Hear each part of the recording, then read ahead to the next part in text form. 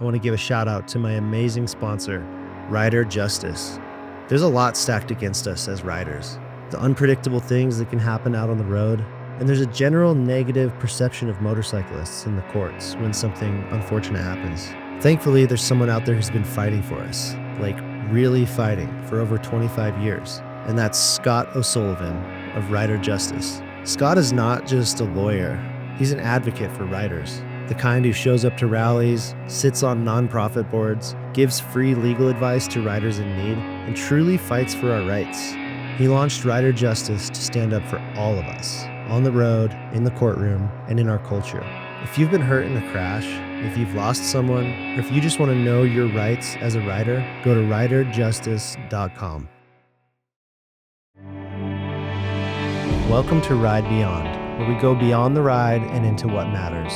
In this podcast, you'll find meaningful conversations with people who live with passion, chase freedom, and remind us what it means to live fully. The motorcycle is our connection, but the stories are what take us beyond.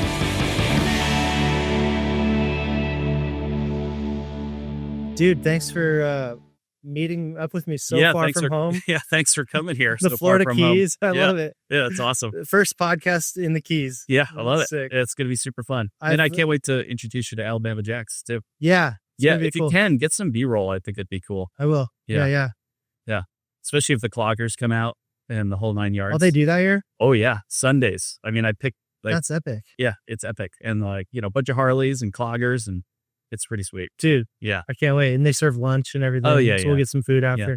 Lots of fried food. Perfect. Yeah. Full biker bar experience. Full biker in the bar. Keys. In the Keys. I'm going to have to take Paulina down and just spend a weekend riding down to Key West and make all the stops. I'll have to get some recommendations from you. Oh, for sure. I got some definite recommendations. Yeah. One of the best fish meals in my whole life is just from here, 40 minutes away. And they make this amazing yellowtail snapper and this matacumbe. So it's just kind of like, just a light kind of tomato, peppercorn, just kind of, oh my God, it's just amazing. Hand fried. So good. It is so good. Cool. Well, dude, I've known you for many years now. Yeah.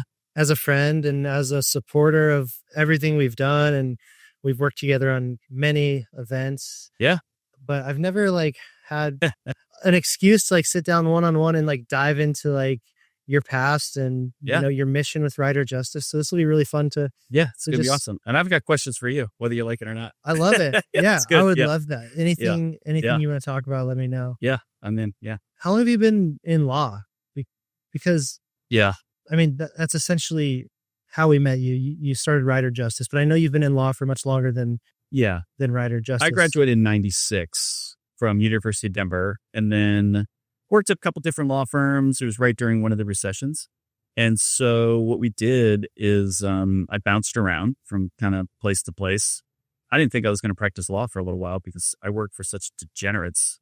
I mean, they were just terrible human beings. Oh, really? And And I wish I had kept this guy's information. I worked for this one small firm, and these people were terrible human beings. And this other lawyer calls me. I was doing small business kind of contract stuff, and it was really interesting. I thought that's what I wanted to do. And this other lawyer calls me. He's like, "Scott, you seem like a nice kid. You need to leave this firm as fast as you possibly can."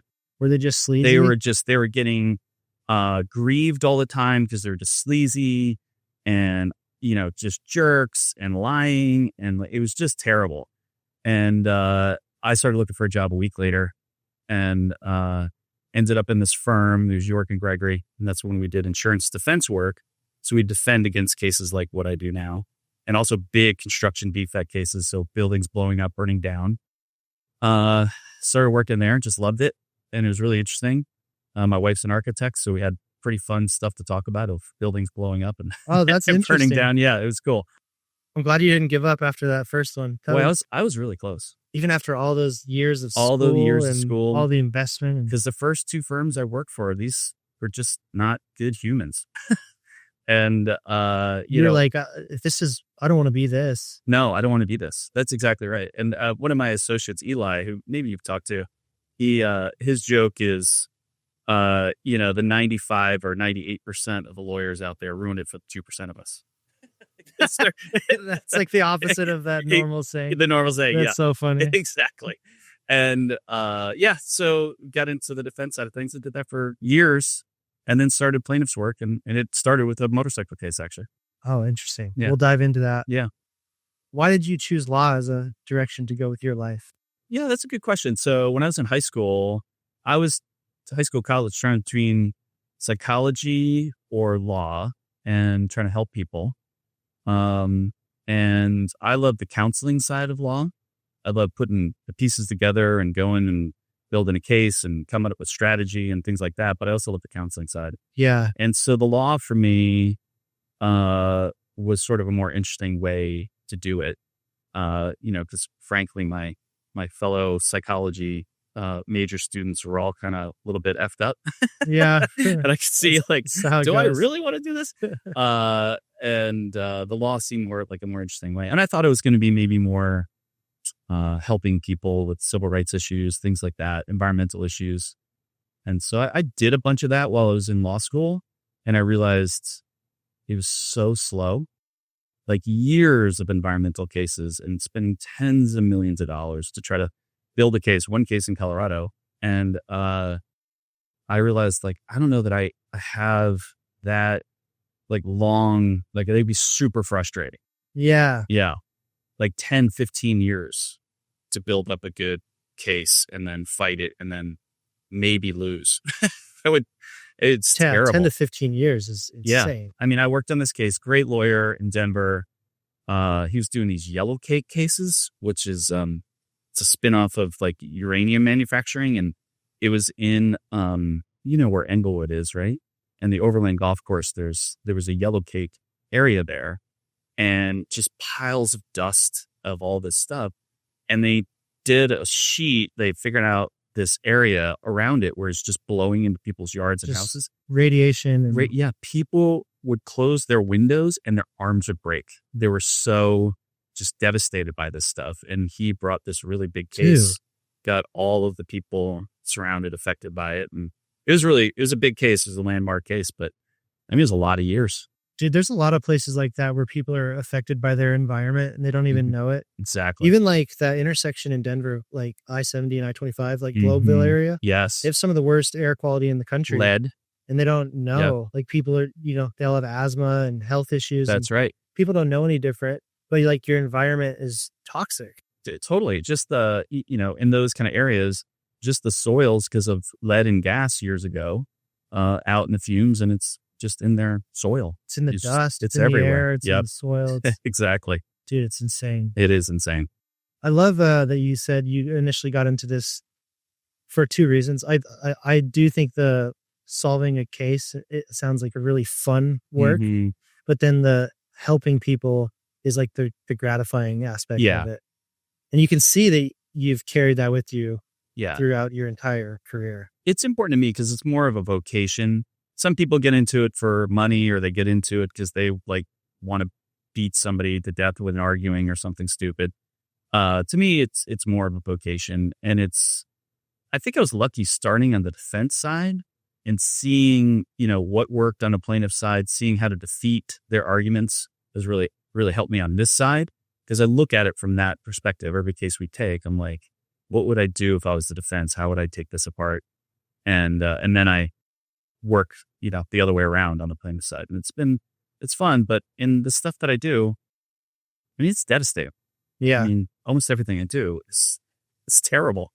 Terrible things have happened, and you're working with people through some of the worst moments of their life. Absolutely. 100%. That's exactly right. Yeah. It's just heavy. It's heavy. And the worst over the years have been getting calls from parents about their kids. And whether it's on motorcycles or other things where something really terrible has happened to their child. And it's brutal. There's a case I had a long time ago where my client was walking with their daughter, their son, in a parking lot up in Greeley.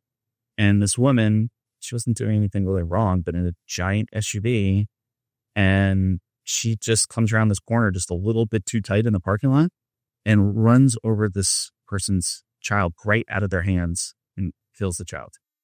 Oh And my God. I mean, I don't want to say any more than what I've just said. It's just terrible. And I went up, met with the adjuster in that case. We went to the parking lot and we went and got a cup of coffee. There was only so much they could do. I mean, they gave me everything they had, and I actually sat with her and cried Yeah. in the thing because it was just fucking terrible. Dude. And my poor boys have been raised around me having these kind of conversations. Not necessarily that blew me in front of them, but they were kind enough with me to like literally hold my hand walking across streets until they were like 12 or 13. Because I'm like, you got to stay with me. Because, I've just seen too much sometimes. And that was probably the most heartbreaking one. Yeah.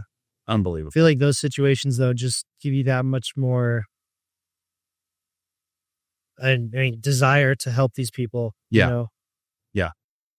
How did you get introduced to the motorcycle element? Did you ride before you started working on cases with bikes? Yeah, so I grew up on a farm in New Jersey, which I know is like the opposite of things that people think about New Jersey, but I grew up on a big piece of property there. And the countryside in New Jersey is beautiful. It's beautiful where I grew up. Hillside, horse country, that kind of stuff. We're very rural at the time. And so we just grew up riding everything we could possibly ride. And snowmobiles, at the time, there weren't really ATVs yet. This is in the 70s and 80s. There was three-wheelers, which are notorious and people were dying on. But we had the six-wheelers, like this tank thing that was super. Six-wheelers. Yeah, it was this crazy thing. You Google it. It's like a ATV, but with just an extra set of wheels. It was 3 sets on each side, 3 wheels on each side, and then you did it this way. So like throttle, two joysticks, and it was a snowmobile engine in the back. What? And it could float and go in snow and go in water. It was the craziest, most fun. Is it like a Russian vehicle or something? No, it's actually made in America. My dad was a Chevy dealer, and he sold them as like part of whatever he sold his dealership. And they were hilarious. Dude, I got to look those up. What are they called? I think they were originally called like ATVs or Max Track. I can't remember. And they were red. Dude, I'm going to find a photo. Yeah, they're super fun. And they were, some of the dumbest things you could possibly do. We did in those things, plus snowmobiles. And then my dad got a DUI when I was probably 14 or so. And in New Jersey, you couldn't get a driver's license until you were 17. And living in the middle of nowhere, that sucked.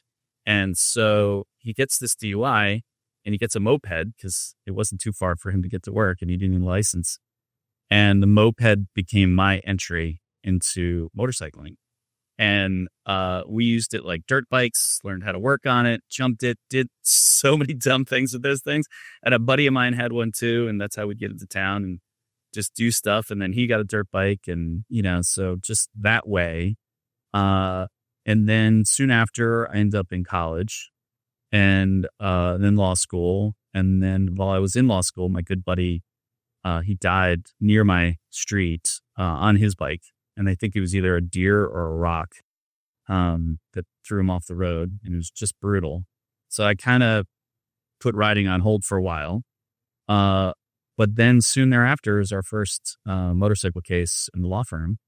And we defended this couple that was on the Harley, left-hand turn in front of. And then, I kind of remembered what I used to love to do.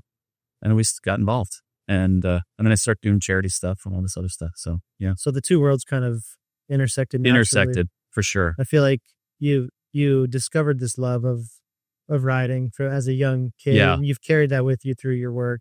Exactly. What was it about riding motorcycles? Like, what did that awaken inside of you? Oh, well, like you've heard this story a million times. You've heard it on the podcast. It is this feeling of freedom. It's a feeling of, there's also a little bit of edge to it, right? Which makes it better. When I ride now, it's usually up in the mountains and up in the Walden area, the North Park or in South Park, in certain areas up there, that just, you get to see it, take it all in way better than you could on, in a convertible, way better than you could in a car, way more freeing.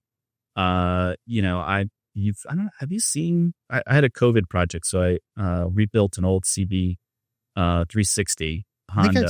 I think I've seen it. You've seen it. Yeah. It's finally running. Yeah. But there's always the mystery, right? That's Is it going to make it? Bikes. Yeah. Yeah. Is it going to make it? And then how do I get it home? Like if it doesn't, right?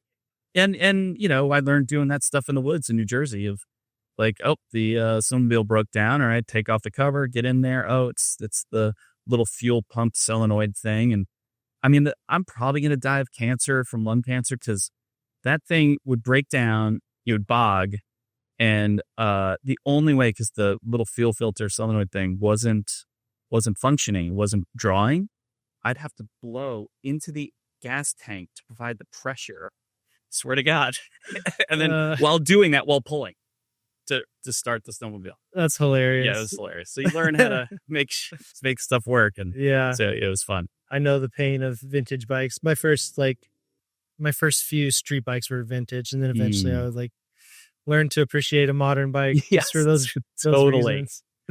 So that first motorcycle case came up. Was that kind of an inspiration to start Rider Justice, or did that happen later on? That happened later on. So that was early. That was 1998. That first case. So you've been helping motorcyclists for almost 30 years. Yeah, almost 30 years. It's coming up on that. It's crazy. Wow. And it's weird now that I'm like the old guy. Yeah. It's pretty funny.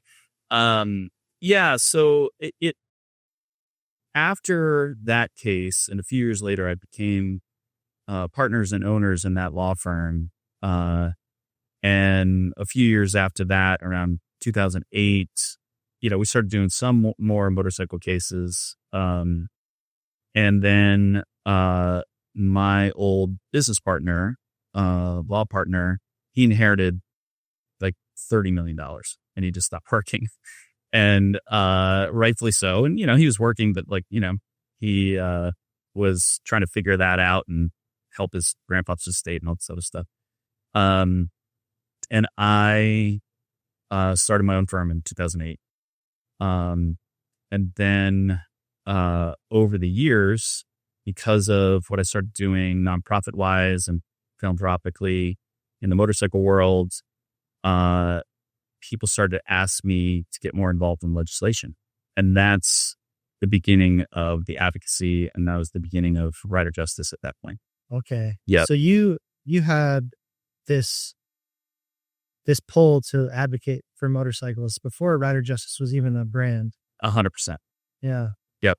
Where'd that come from? Like, why, what draws you to motorcyclists? You have your law firm. It's your practice, O'Sullivan Law Firm. Mm-hmm. And you have this dedicated branch, which is Rider Justice. Yes. Why not just stick to just the general practice law versus having this specific motorcycle branch that you have? It came down to one thing in this community. I mean, the motorcycle community, after we got more and more involved in it became something that I loved more and more, and wanted to truly help.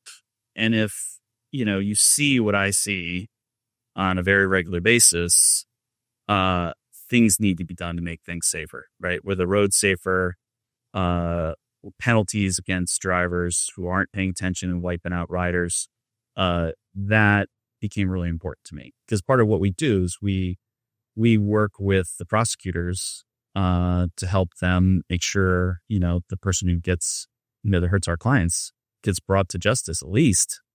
And so that all led to me trying to help with a bunch of different laws over the years.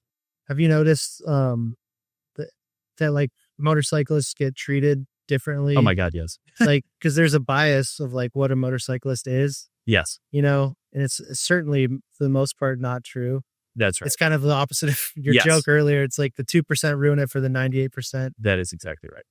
But yeah, for sure we see that. We see that even if it's unbiased, unconscious, by the police, they'll sort of automatically assume that the rider is speeding, being reckless, something.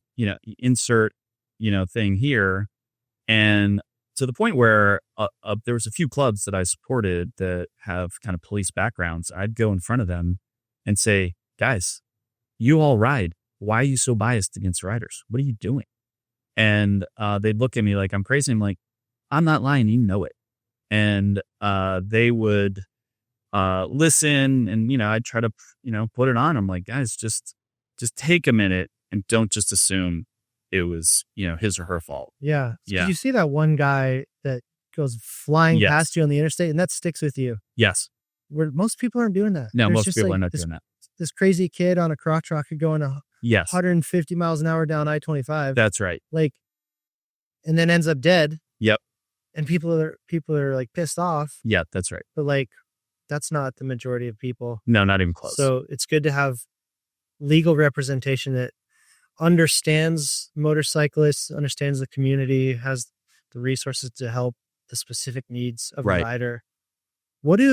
So in the situation where somebody is like having the worst day of their life and something bad happens, what do most people not understand about the realities of like what a rider might face after a crash?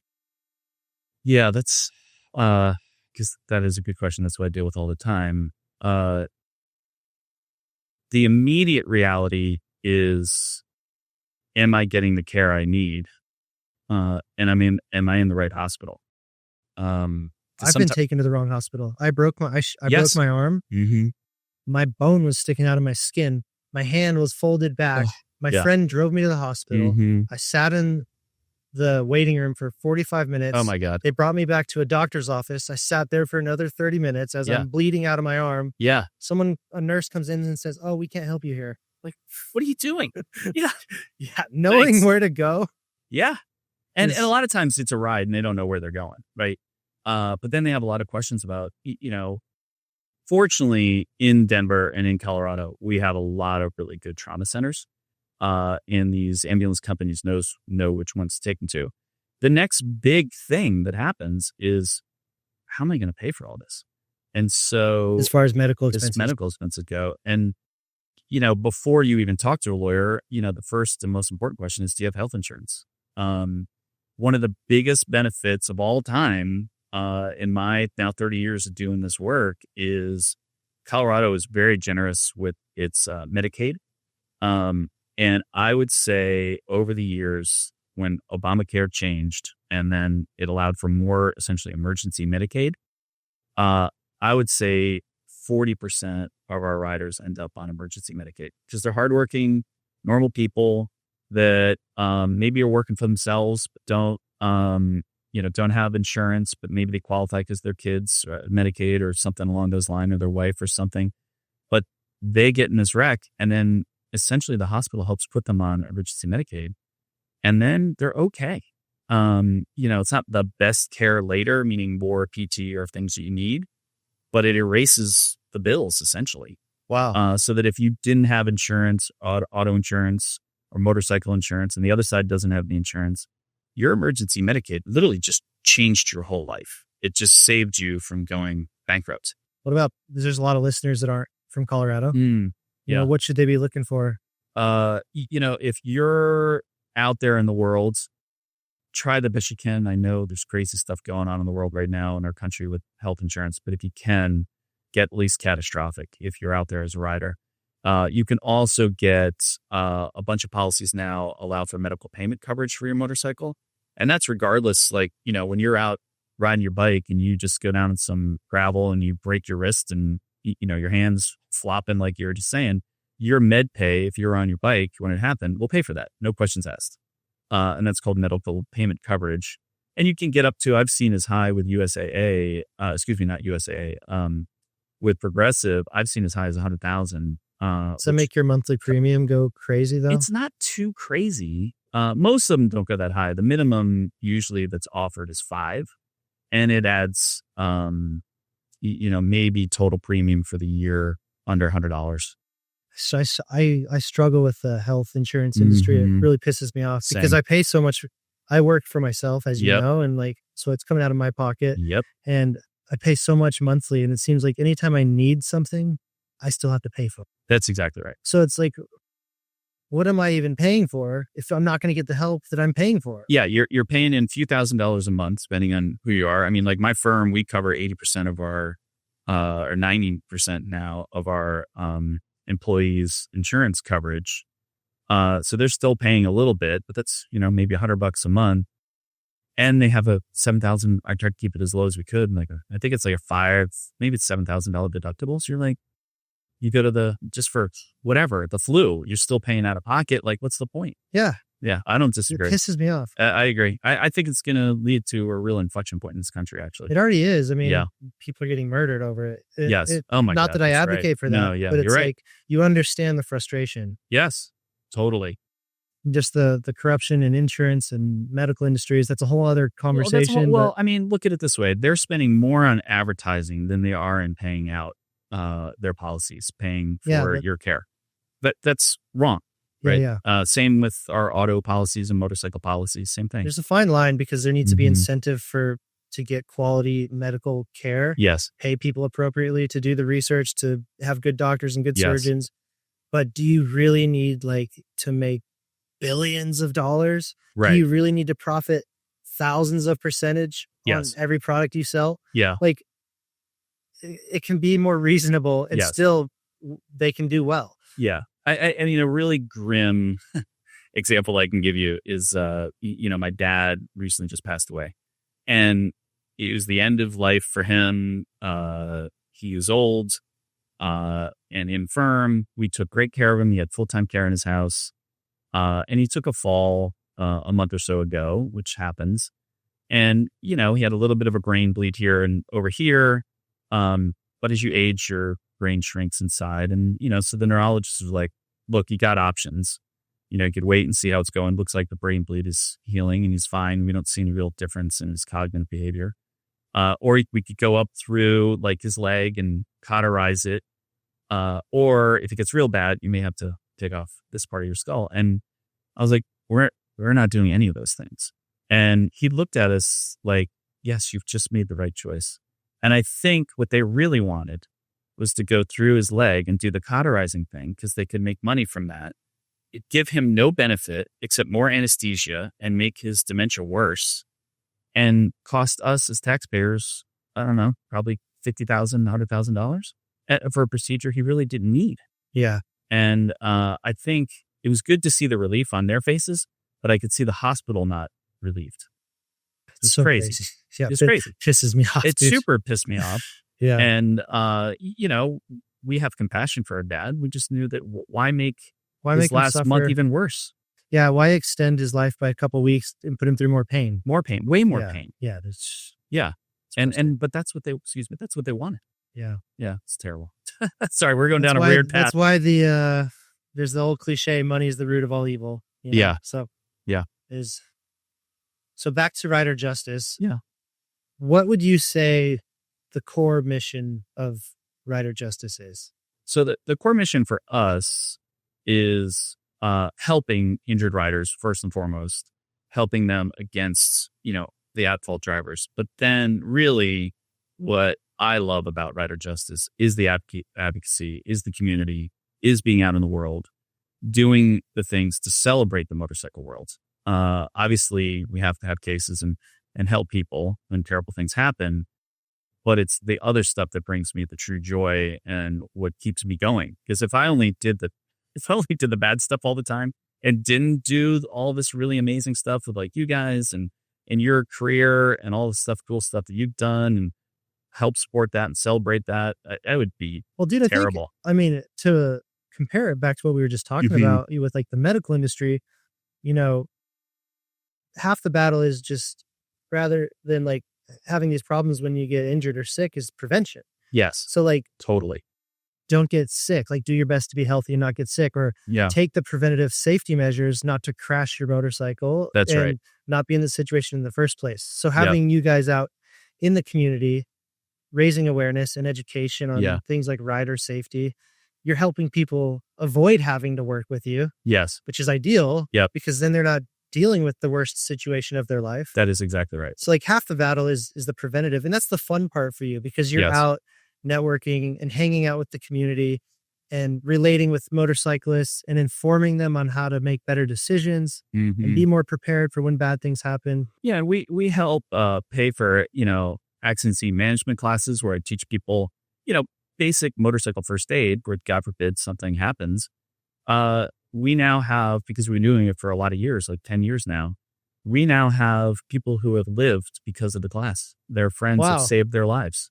That's cool. It's cool. And it just gave me chills again. And I love it. But we also do help sport people get their endorsement, so they learn to ride the right way, and then do advanced riding classes too. So that's the stuff that I love. And then, over the years with this legislative stuff, I mean, I helped pass the hands-free bill in Colorado. It's based on other states trying to do the same thing, but it took me 7 years. And I was quite literally the only lawyer, personal injury lawyer, or lawyer at all, in there advocating for it on behalf of motorcycle riders at all.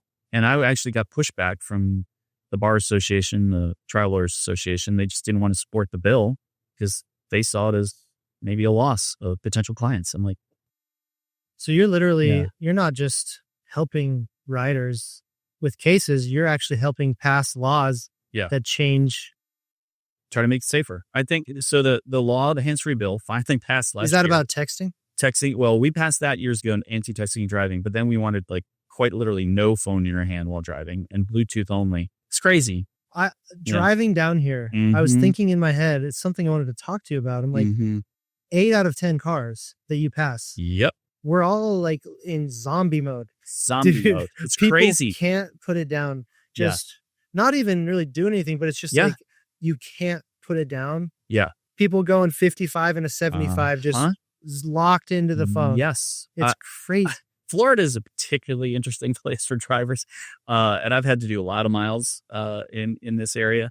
And the craziest I've ever seen was somebody clearly doing like a live Instagram feed while driving, and video in front, and like is Doing makeup. yeah, I mean, it's just crazy.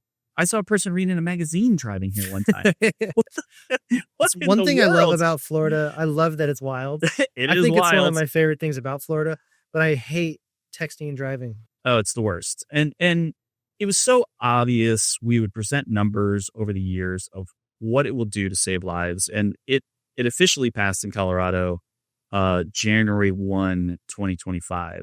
And the last time I looked at statistics this year, it usually results in reducing fatalities in the state by 10 to 15% instantly. So that means this year, my question is like, does it even work? it probably will save about 80 lives in Colorado. And all the states where it is active, which is about 25, they have found that. So, I mean, you add all that up and it ends up being thousands of people every year whose lives it saved. That's incredible. The other one that it was really impactful for me, and now I'm actually kind of pissed off, is years ago I helped behind the scenes. I wasn't as active in front of the legislature. I was more behind, helping clients tell their stories and be in front of the legislature. And it was called the Vulnerable User Bill. And that's a bill that should be passed all across the country. And it means if you're out riding your motorcycle, bicycle, pedestrian, skateboard, whatever it is you're on, and you get hit by a car by somebody who's not paying attention, and they do great bodily harm to you, which they always do, it shouldn't just be a 4-point violation. You shouldn't get like a little slap on the wrist. And in Colorado, I helped pass that, and it's a 12-point violation, so you lose your license. And You should get punished for affecting someone's life so negatively that is due exactly to your right. own negligence. That is exactly right. And so it wasn't that way. I helped pass that a number of years ago. And because we interact with the prosecutors on every one of our cases, every one of them, I tell them, hey, I need you to use the alternative of the Vulnerable User Bill instead of just careless, reckless, resulting in great bodily harm, which could be a 6-point violation. And I've now started to find out that they're not doing it at all. And I had one prosecutor just last week tell me, well, that's just for pedestrians. And I was like, look at number 6 on the list. I included that specifically to protect motorcycle riders. And he's like, I didn't know that. I'm like, That's crazy. You guys already passed the bill and you still have to fight for it. still have to fight for it. So I'm going to start working with some local media and some TV to try to see if we can get some pressure on prosecutors in Colorado to start enforcing it again. It was the whole point. I think it's incredible that you're doing this work, like, because this is the type of work you don't get paid for. You're not making money to help pass bills that save lives. Yeah. I think that's something that's really incredible about what you guys do. Is just like there's clearly a mission to just help people. Yeah. The joke I used to use in front of the legislature was, what I'm about to say is against my own best interest. Yeah. And it's 100% accurate. But that's fine. There's other things I could do. And A is going to take my job anyway at some point. So why, why not? Yeah. But yeah. But no, it's I think if you don't have compassion and empathy in what I do, you shouldn't be doing what I do. You're just a sleazy lawyer. You're just that 98%. That's funny. Yeah. So, I think that is something that people feel when they work with the right person. How do you hope riders feel when they work with you? Most importantly, I want them to feel taken care of and relief. And that's usually what we universally hear. And I'm also going to sometimes have to tell them hard truths. And those hard truths can involve the insurance stuff that we talked about earlier, or not having the right coverage. You weren't covered for this. You weren't covered for this, or this at-fault driver doesn't have enough. Like, there's also those moments too, that are really hard that we have a lot of times a year. Yeah. So what happens when an at-fault driver hits a motorcyclist, but they don't have coverage? Well, that's Florida, by the way. Yeah. I try to avoid the interstate in general. Just like it's unavoidable if you're taking a long trip or something. But like for the most part, I don't ride on the highway. I ride my local. I ride to the coffee shop. Otherwise, I'm doing like back roads, adventure riding, off road. These texting and driving, I don't trust anyone. And this is how I feel now in Denver, and I've seen too much, and that's why I don't really ride in Denver anymore. Yeah. Because it's just the exact same thing. But the short answer is what I try to preach, and I do in front of hundreds of people a year, if not 1,000 or so a year, is cover your own butt. And the only way you're going to do that is through underinsured motorist coverage. And in Florida in particular, please, please, please get as much underinsured motorist coverage you can on your motorcycles. So that's underinsured, basically protecting you from other people who are underinsured. Yeah. In some states like Florida, the state minimum coverage for at-fault drivers is $10,000. That literally doesn't even cover your ER visit or maybe your ambulance. So if they're underinsured, they're only obligated up to $10,000. Only up to $10,000. And then, what we do is we do background checks on everybody and see what they got. And if they're associated with properties or other things. And then we let we give options to our riders. Like, look, we could sue, but if we take it all the way, which we'll win, and we could win whatever the number is, but they don't have money to pay you. Yeah. This person's, what are you going to even do? 65 years old and he's got nothing. And that's why you got to cover your own self. Like, I have an absurd amount of underinsured motorist coverage because I've seen too much. And so I have it with my vehicles that I stack on top of each other. So each vehicle adds up to over $1 million by the time I add them all together, plus the motorcycles, plus an umbrella. So I have like $6.5 million worth of underinsured motorist coverage. That's gotta be expensive though. The umbrella that adds $5 million to that, $5 million in coverage to that is $689 a year. Oh, that's not bad. It's not bad. Yeah, that's not bad at all. Now the cars, because I have two 20-something-year-old boys, that's not cheap. Just that fact alone, like when you're teens and 20s, your insurance is expensive. Yeah, it's just expensive. Yeah, exactly. So the cars are the most. But because of what I see, I feel compelled to do it. Yeah. Yeah. So how does your mission dictate how you select and show up for these clients? Like, are you selective about which cases you take on? Yes. Or do you just take on anyone who comes to you? No. So my philosophy is quality over quantity. And what I mean by that, can we provide quality representation for them rather than trying to just serve as many as we can? So I learned a long time ago, and I am a bleeding heart to the core, and a lot of times it gets me in trouble. But the cases that I'm like, we really shouldn't take this one. We really want to help this person. We feel bad for him. Almost every time it bites me in the ass. Something always. But in general, what we're looking for is how can we help them? Is it a case where we know we're going to get a positive result? And sometimes they're questionable ones, meaning like maybe our guy was going a little bit fast. That's not the end of the world. Yeah, I'm still going to help because it's still catastrophic and you don't get the right to turn in front of somebody. Now, if they're doing like that crazy guy where you're kind of alluding to on I-25 that probably ripped Like, I past can't you, represent this I can't guy. help that guy. He's Yeah. going to kill people or kill himself. And, but the the gray zones, I live in those all day long because those are more fun to fight and really help those people because they're not doing anything wrong that's different than anybody else. They're still following the rules of the road. They just might be, like I said, going a little bit faster. Or I don't know. I don't worry about that kind of stuff. It's more, can I help you? Unless, like I said, you're going 75 and a 35. Unless it's clearly Yeah. reckless behavior. Yeah, reckless behavior. Exactly. Yeah. I mean, especially if it's somebody who maybe they weren't riding perfectly, but they don't deserve what happened. No, that's exactly And right. maybe the incident is not necessarily related to them speeding a little bit. Like you Right. said, them speeding 5 or 10 miles an hour over the speed limit doesn't mean that a car can turn left in front That of is you. exactly You know, it has nothing to do we with fight each over other. that all the time, and I've yet to lose. And the other things too is like there's a lot of times where the defendant will then come up with some bullshit and some excuse as to why it didn't see it. Well, that's no excuse. That's not a defense. Not being able to see him because there was a truck blocking your view and 2 lanes are coming at you. That's driving while blind. That's not a thing, right? And you don't get to use that as a defense. And so we have to fight against all those. I mean, if you can think it, somebody said it to me, and usually we're able to swat those things away pretty easily. Yeah. Yeah. Thankfully, you guys have that expertise and language and resources and knowledge to fight this stuff because the normal person wouldn't even know how to approach Right. it, you know? Yeah.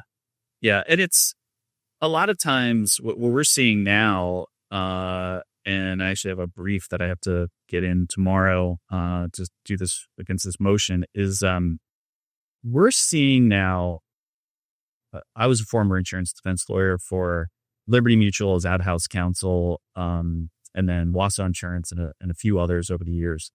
And they would pay us to come in and defend their cases and try to, save them, basically. You're on the dark side, I was on man. the dark side for years, and it was really pretty interesting. And we didn't take it. I like to win, but I also understood it wasn't my money. So I didn't take it personally, but I still, wanted to win.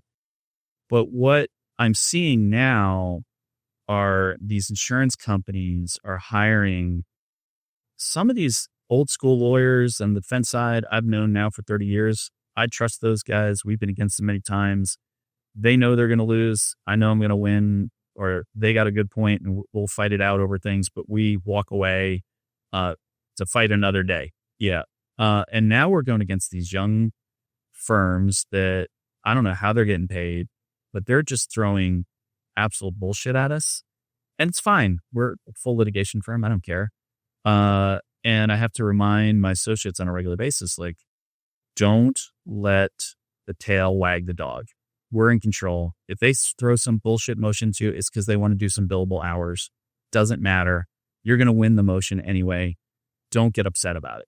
But we're seeing more and more just bad lawyers. Like, we had one guy show up with his suit was so wrinkled, I think he slept in it. And he had 2 different colored shoes on, and one was a sneaker. And like came into court. It was the craziest thing. And I'm like, what is happening? Well, they're not winning cases because they're not honest. I mean, I think that's simple as right. that. But it's still frustrating because I've had to take a few lawyers to task over the years where I try to just like, look, you can't do what you do.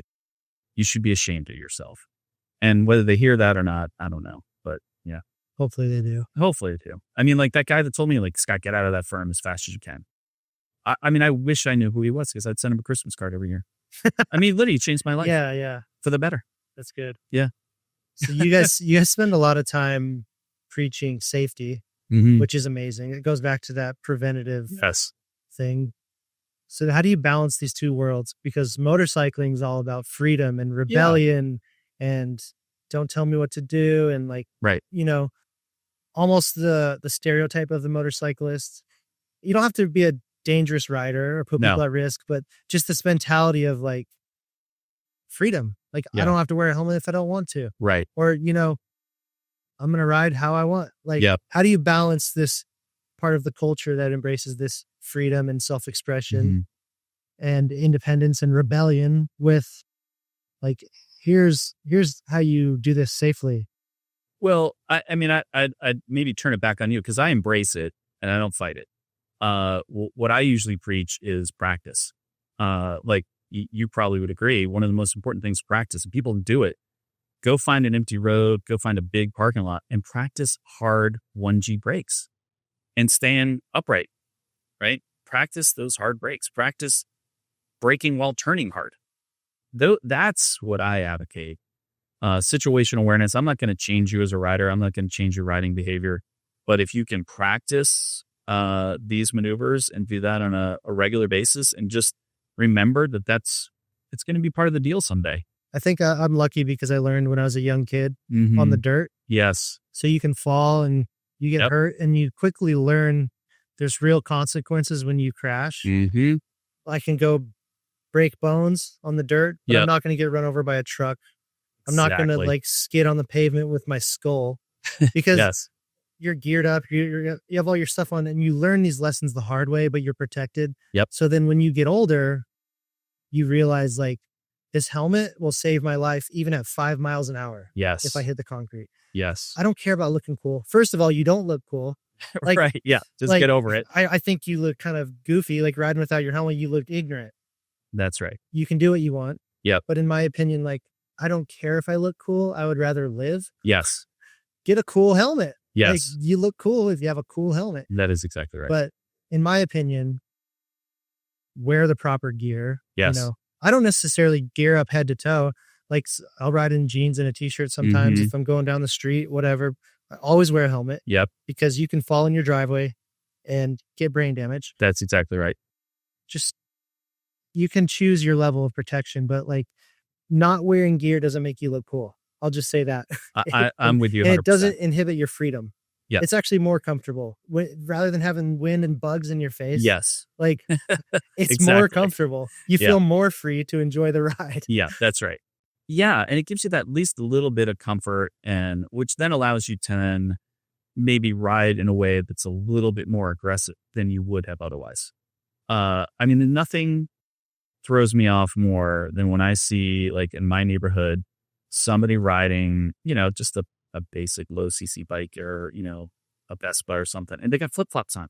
Yeah. Like, what are you doing? Yeah, you cut your toes off. Yeah, I mean, I've had degloved cases where people's legs have been degloved or their ears have been degloved because they're not wearing the basic gear.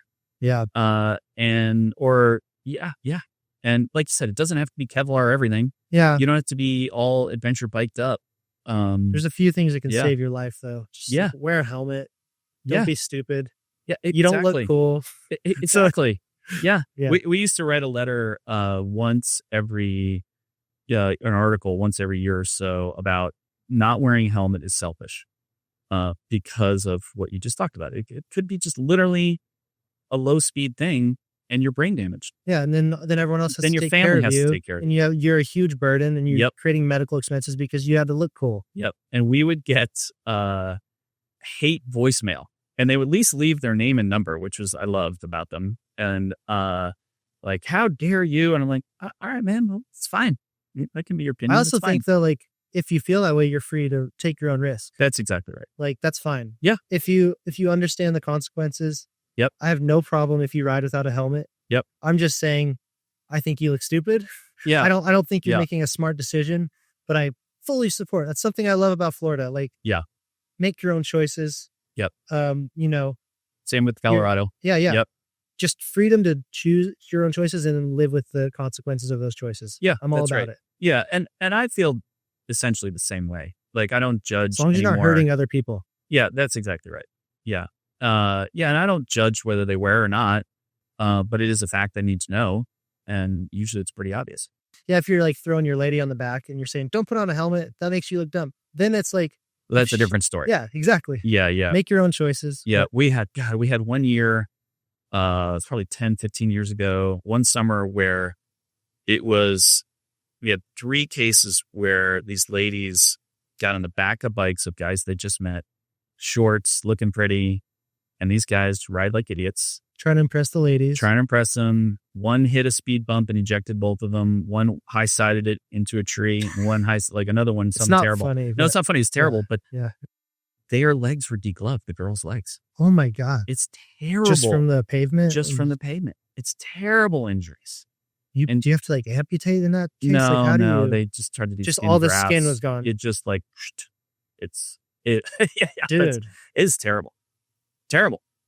And you see that once and you're like, oh yeah, I'm wearing jeans. Maybe I'm going to wear some protective at a minimum. And also have like real sneakers on or real boots or real something. And girls don't trust these guys. Oh my These God, young- totally. These young dudes who are trying to be Yeah. cool. Do not get on that bike until you know him and know Exactly that right. he is regulated and makes good decisions. Yes. And he's not trying to peacock for you. yeah. From a bar, no less. Yeah. Yeah. Yeah. Yeah. You're at the bar. You met him at the bar. At the bar. And you're going to get on his Yeah. bike Yeah. where he's trying to be cool for his friends and Yeah. for you. Like, And these don't- women were all awesome, hardcore, some were in the military, and just that momentary lapse of, and you don't think it's going to happen, but yeah. And these dipshit guys are doing terrible things. And anyway, that was that's when I learned about declubbing, and it was terrible. yeah, I've only heard of that on like a finger. I Ugh, can't with imagine that a leg or a hand, feet, ear. It's the worst. I came up on one guy.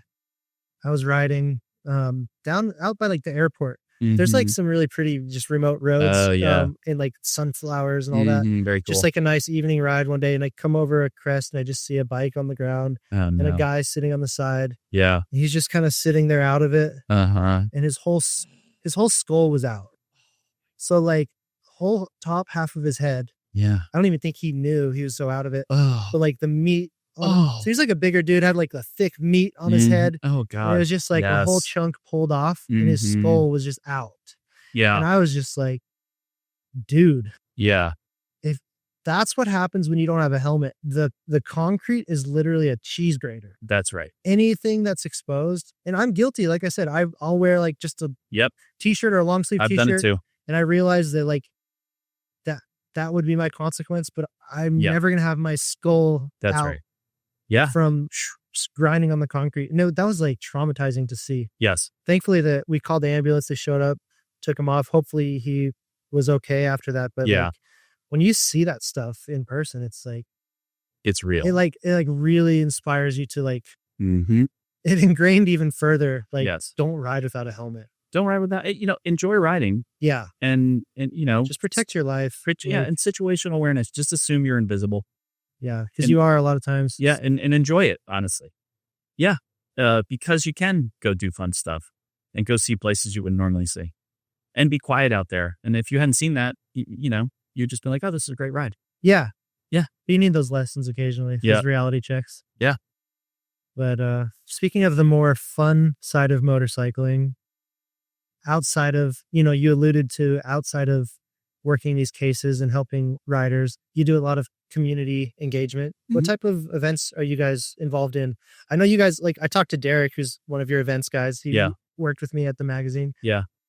He's always doing something, man. You guys are involved in so much. Yeah, it is on all the time. And so what we're trying to do, and what Derek's out doing has been amazing. Thank God for Derek. He's the best. He is the best. Is out in the world supporting things. So like just recently did the huge children's toy run for Children's Hospital in Denver.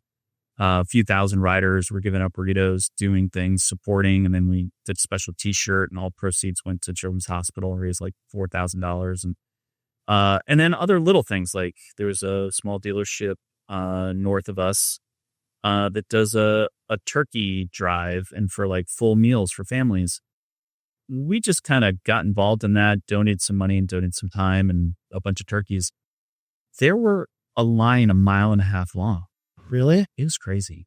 And so little things like that are a big deal for people. And we find things that are like that are trying to help a community, try to help a cause.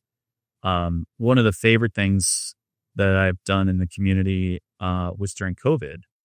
When we saw that it was, coming, and this is March, April of 2020, I realized the bars that I love. There's a bunch of motorcycle bars, and we're sitting outside one right now in the Florida Keys. But in Colorado, the bars that I love were going to be really hurt by this because things were closing down. And so I got on the phone with Rob from Dirty Dogs and then Lori from Biker Down and said, guys, what are we going to do? Here's what I want to do. I want to raise money and pay the bars to make food for people, for first responders, for people that need the food. And I think it was Rob who came up with the name, but it was Two Wheels for Meals. Oh, I remember that. And we ended up, I think you even helped with one of them, and I know Andrew did. And we ended up donating a few thousand meals. And to this day, we still kind of keep going on a semi kind of irregular basis. But that was one of the things that I loved and that we were able to do. And, the community once again came together, was making meals together. I mean, I've had my whole family in on that Christmas that year. We made meals for a bunch of different homeless shelters and gave away, I think, 500 meals. And we're in there at 4 a.m. in Dirty Dog's kitchen and making all this food. My kids are doing it. My other friends' kids are doing it. I mean, it was awesome. I want to give a shout out to a really special partner of mine. I've been working with 805 Beer for close to a decade now. And honestly, it's more than just a beverage company to me. It's a symbol of a lifestyle that I believe in. 805 was born on the central coast of California, the 805, a place where life moves to the rhythm of surf, moto, music, and open roads. And whether you're out riding, jamming with friends, or just soaking in the last light of the day, 805 is right there with you. It's not about hype, it's about living fully and embracing every moment. But what makes 805 truly special is their commitment to sustainability. They've been brewing for generations and relentlessly focused on preserving the land that they call home, conserving water, reducing waste, and protecting what matters, the land where we live and play. They support the raddest events and the sickest athletes. But most importantly, they support the culture. That's why 805 has become a staple in my life. It's incredible. Yeah. Yeah. And that's meaningful to me. It's always trying to be additive, not just, hey, what can I get out of this? And I'll tell you, that was my favorite Christmas I've ever had. I mean, I'm getting teary just thinking about it. It was really cool. That's amazing, dude. Yeah, it was cool. Yeah. I think that's something that's so incredible about you and your company is that it's not all about money. Obviously, like, money comes from winning big cases, but you're helping people through that. But like, you're doing so much beyond like a paycheck, all these charity events and just supporting the motorcycle community, supporting people who need it, like putting good out into the world. I love that. We try, and it's the only thing that, to me, it's what matters. It's what it matters. And it's what even I love the stuff doing. that you're getting paid, you're helping people. So it's like, it's all putting good, and it must feel so good. It does feel really gratifying. And I'm grateful that I'm able to do it. And I'm really grateful that all of these years of building relationships in the world, like with you guys and with you and Derek and, Revit and Revzilla and all these other great communities and all these other riders that are out in the world of all stripes. It could be the cafe community, or it could be the Harley community. It could be sport racers. I mean, we love them all. And what's interesting is that we end up being sort of now, over this last 5 years or so, we end up being sort of a point of bringing those disparate groups together, which is really interesting. Because then you have everybody, if you're like me, and I'm sure you are, you're driving somewhere, and whether it's a billboard or or an ad on the side of the road or something, and it's got a motorcycle in it, you're like, "Ooh, motorcycle." What is that? Yeah. Right? You can't help but look. And that's, I think, one of the really cool things about the motorcycle communities. Everybody, regardless that you ride, there's somebody, "Oh, you can ride," like, and they do a little bit of that, but they also respect that you ride, Yeah. regardless of what it is. Yeah. It is cool. And if they want to tease, I don't care. Yeah. Yeah. Usually it's all like good fun. Yeah. It's always in good fun. That's exactly right. I think the fact that you guys are so embedded in the community, you're attending so many events and rallies and charities and always showing up for riders. I think the fact that you are so engaged and embedded probably brings a whole new level of trust when a rider needs to work with you. Yeah, I think that's true. I mean, I don't know that side of it, right? But what I can tell you is that we end up having, it's like 60% of the cases that we get are referrals. So somebody's had a good positive experience with us, trust us, and then send that. And that is something we're honored every single time, and feel very, I don't use the word lightly, but like blessed that we can do that and help people that way.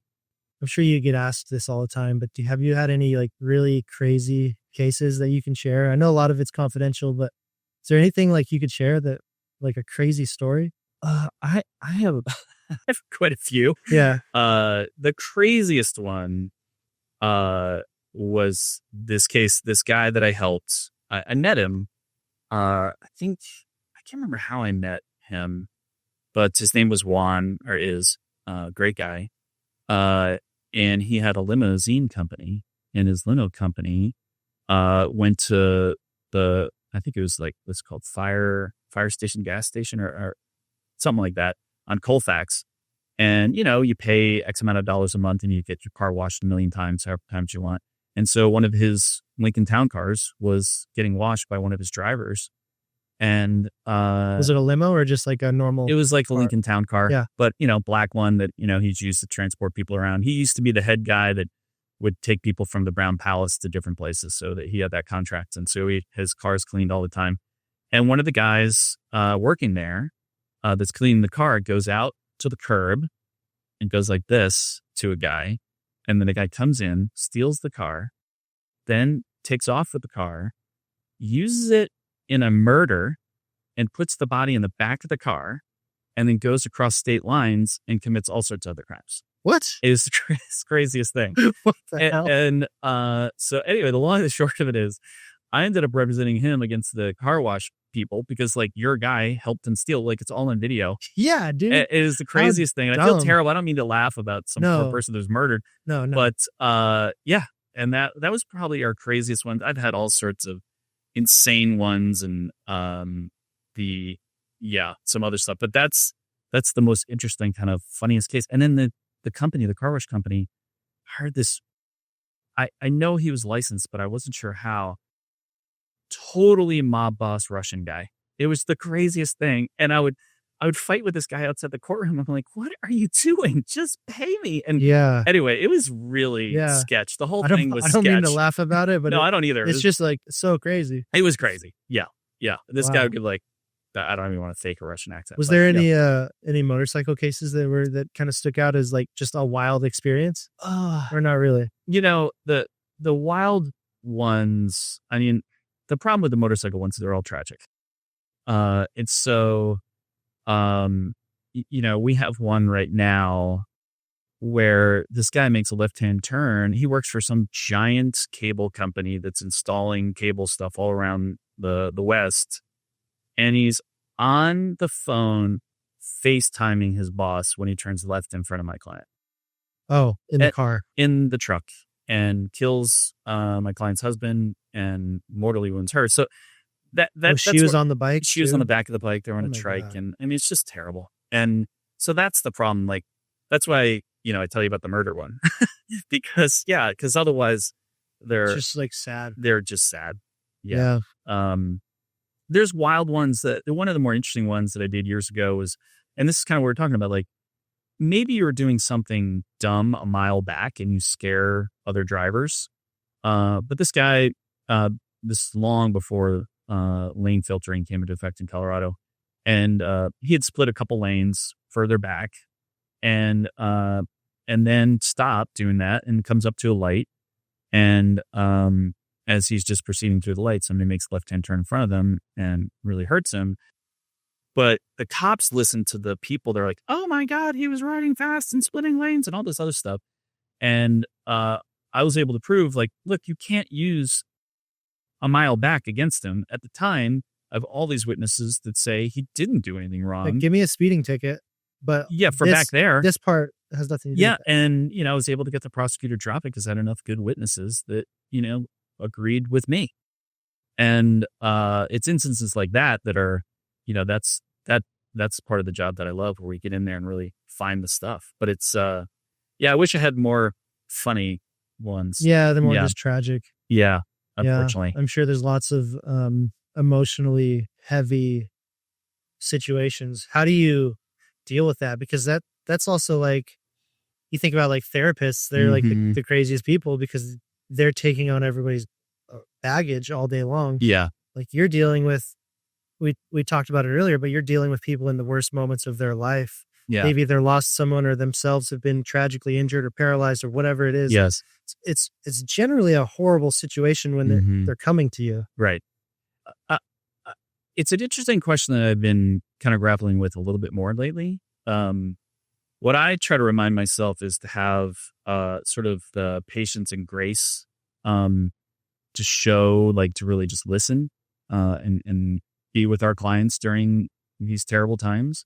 And then, behind the scenes with my staff and attorneys, I think there's a little bit of just dark black humor.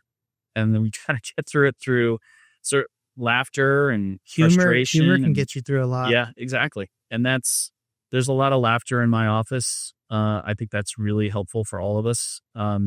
There's venting, not about our clients, but against, insurance companies or the hospital or some records and there might be, I have a pretty, I swear like a sailor. My dad was a big sailor and swearer. And so I swear maybe a little too much behind the scenes and let it out that way. I find that a little more visceral. But, we laugh and, sometimes dark humor. I think that's the team really is the best team I've ever had in this last, year or so. That's cool. Yeah. We all just are there for each other, talking, laughing, frustrated, angry, venting. And that helps, I think, our clients in a big way. What kind of a state are these people usually in when they come to you? Are people usually pretty frantic and desperate? Or is it a mixed bag? It's all the things. A lot of times it's the spouse or the girlfriend that someone is who passed, trying to figure or someone who's even injured. Just injured, then somebody to help try to figure the things out. That's part of the relief when we're like, look, we'll take care of dealing with a bike for free. We'll take care of, dealing with the hospitals. We'll take care of all these things. You just get him to his appointments. You worry about him getting better. Are you getting better? And then also, like, there's a case I had the other day where this woman's on the back of her friend's bike and another left-hand turn in front of anyway. He dies, but she clearly has a head injury. And me just explaining to her that what she's going through is very typical of a frontal lobe head injury. And her friend's there with her. And me explaining to the friend, like, these are the things to look for when you go to appointments. Make sure the doctors know this. And this is, you're not going crazy. This is what happens when this part of your brain gets jostled. And these things just from experience. From hundreds and hundreds of cases, yeah. The experience, yeah. That experience is probably so valuable because, so like when a rider or a family member comes to you for support, I think compared to just like a general attorney or lawyer, like what kind of resources do you have that are motorcycle specific that could help them in these moments? Yeah, really what it comes down to is the experience and then connections of doctors and at Craig's Hospital, which is one of our, elite care units for brain injuries and spinal cord injuries, different orthopedics. And it's one of the best in the country. Yeah, it's one of the best in the country. And having those sort of connections and or also having an internal list of who never to see, because we've seen our clients have bad results. And so we always ask, where did you found this person on your own? Who did you find? And we're like, stop right now. Oh, You wow. can't see this person anymore. And redirect them to somewhere else that will get, better care and not just wasting money like we were talking about earlier. That is all just from years of experience of helping people and keeping that sort of list of bad results that, maybe our client didn't get a good result from their therapeutic care at this particular place and to stay away, or it just costs too much money and a waste of money. So yeah. Think that's interesting to think of, that there's like the do's and don'ts, and the don'ts are just as important as the do's. It's so true. Yep. What about in the immediate aftermath of an accident? Mhm. Let's start with the do's. What are the things that someone should do immediately upon a situation? Whether you are the one who was in the crash and you have the ability to respond appropriately, or if you're with someone, or if you come up on something, like what are the do's in a emergent situation? If you have capacity and can advocate for yourself at that particular moment, the best thing you can do is make sure the police come. And right now, depending on what state you're in, a lot of them are taking longer and longer to respond, even to really bad motorcycle cases. They're taking a while to get there, which is terrible. But if you have the capacity, maybe you fractured your collarbone, or, you've got some knee injury, but you're stable enough function. If you can, get as many pictures at the scene as you can. If you can, most important thing is witnesses, because people will come and help and try to sit you down. Don't brush them off. Don't brush them off. Get their contact name, address, telephone number.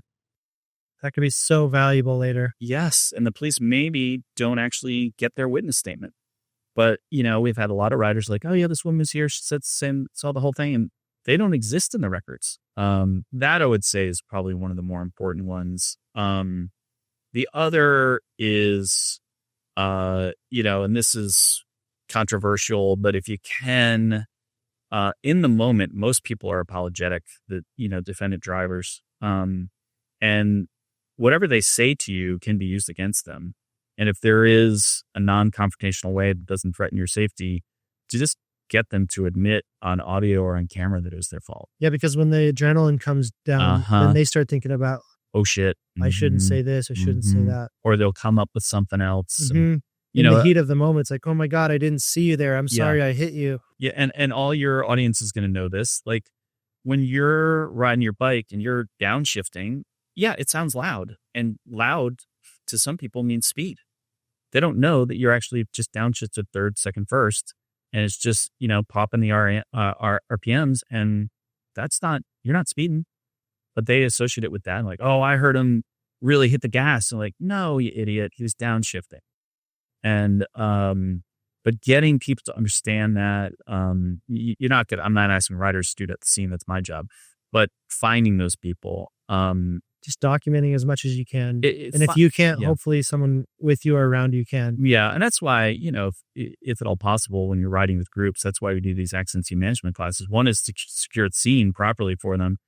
And part of it is, beyond all the first aid that they're taught, is also like how to find, take pictures, do the things. And then the next most important is when they're taken somewhere is if they have health insurance, present your health insurance. And go somewhere that accepts your health insurance, right? You may not get that choice in the ride. Oh, okay. Right. They're usually, most people have insurance going to be taken just about any emergency facility. But just present it. Because what some of these hospitals want to do is they see you as getting paid more, because your health insurance has a negotiated rate. So let's say the bill is $100, health insurance pays them maybe $50.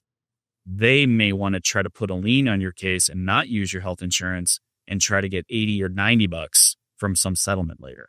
And that's a huge part of the fight that we do in all these cases. And so there's some notorious hospitals that are out there that it's against the law to do what they're trying to do, which is, no, we want the at-fault driver's insurance, their auto insurance. Like, no, there's no pay-as-you-go.